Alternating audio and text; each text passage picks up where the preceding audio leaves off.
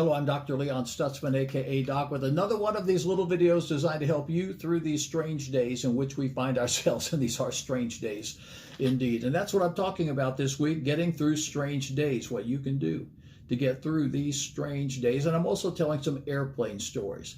There is a powerful promise in the book of Proverbs. The Lord preserves the way of his saints. I have taught preservation for the last 40 years and have some remarkable stories of preservation moving in the lives of people that have claimed the promise. I want you first to claim the promise of preservation in your life. I'll give you one more promise from the scripture at the end of this video that will help you to claim that preservation. Let me tell you an airplane story. I just had my pilot's license, new pilot, flying from Lima, Ohio to Kokomo, Indiana to do a meeting, flying back. I had 3 other people in the plane with me. Flying over was perfect, nice weather.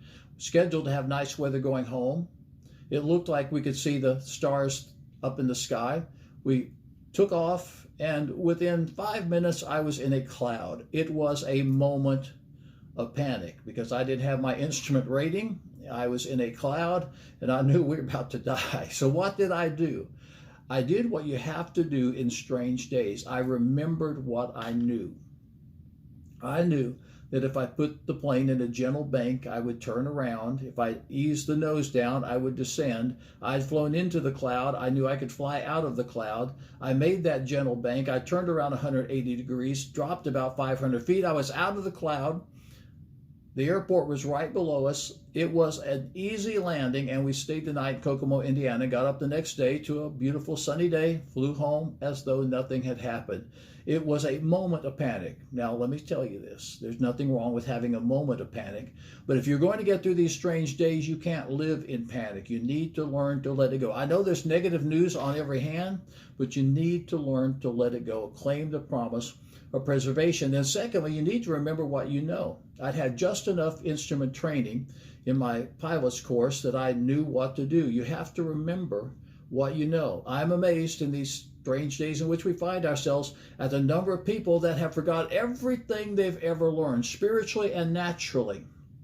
Remember what you know. And then number 2, let me suggest you need to take appropriate action, whatever that appropriate action might be. If you're in a crisis situation, your crisis situation isn't going to change if you do nothing. You have to do something to get through your crisis situation.